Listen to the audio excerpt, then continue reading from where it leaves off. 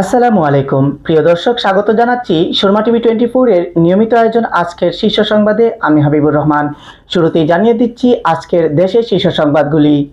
প্রধান উপদেষ্টা অধ্যাপক মোহাম্মদ ইউনূসের সঙ্গে Islamic world educational, scientific and cultural অর্গানাইজেশনের মহাপরিচালক ডক্টর সালিম এম আল মালিক সৌজন্য সাক্ষাৎ করেছেন। প্রধান নির্বাচন কমিশনার এএমএম নাসির উদ্দিন বলেছেন, নির্বাচনে এআই নিয়ে অনেক ট্রাবল ফেস করতে হবে, তবে যতটুকু কমানো যায় সবাই মিলে কাজ করলে হয়তো ঝামেলা কমানো যাবে।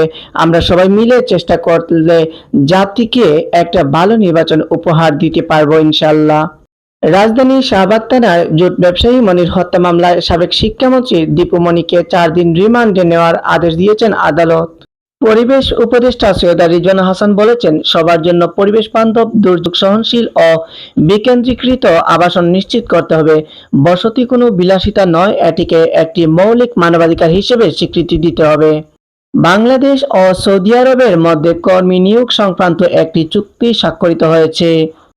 বিএনপির মহাসচিব মির্জা ফখরুল ইসলাম আলমগীরের সঙ্গে বৈঠক করেন ঢাকায় সফররত তুরস্কের উপপররাষ্ট্রমন্ত্রী ও বেরিস একিনচি ও ঢাকায় নিযুক্ত দেশটির রাষ্ট্রদূত রামেশ সেন।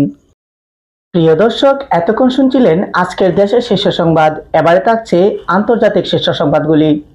সুপ্রিম কোর্টের ভেতরে ভারতের প্রধান বিচারপতি বি.আর. গাভাইয়ের দিকে জুতা ছুড়ে মারার অভিযোগে রাকেশ কিশোর নামে ৭১ বছর বয়সী এক আইনজীবীকে গ্রেফতার করেছে দিল্লি পুলিশ। ফ্রান্সের প্রধানমন্ত্রী সেবাস্তিয়ান লেকর্নু তার নতুন মন্ত্রিসভায় ঘোষণা দেওয়ার একদিনেরও কম সময়ের মধ্যে পদত্যাগ করেছেন।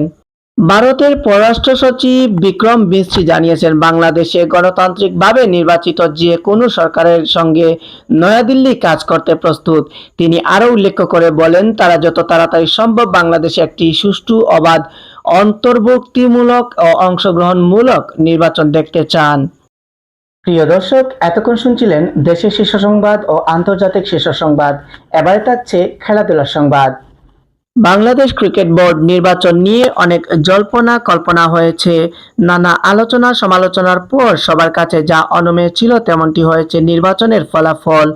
সদ্য সাবেক সভাপতি আমিনুল ইসলাম বুলবুল আবারও যে সভাপতি পদে বসতে যাচ্ছেন সেটি নিয়ে অনেকটা নিশ্চিত ছিল সবাই। এবার সেই পদের কাছে আরও এক ধাপ এগিয়ে গেলেন তিনি। ক্যাটাগরি 1 থেকে পরিচালক পদে নির্বাচিত হয়েছেন আমিনুল ইসলাম ও Nazmul Abedin Fahim. AFC Asian cup বাছাই পর্বের ম্যাচে হংকংয়ের বিপক্ষে মাঠে নামবে বাংলাদেশ। এই ম্যাচকে ঘিরে ভক্তরাও তাদের পছন্দের ফুটবলারদের আগমনের অপেক্ষায় রয়েছেন।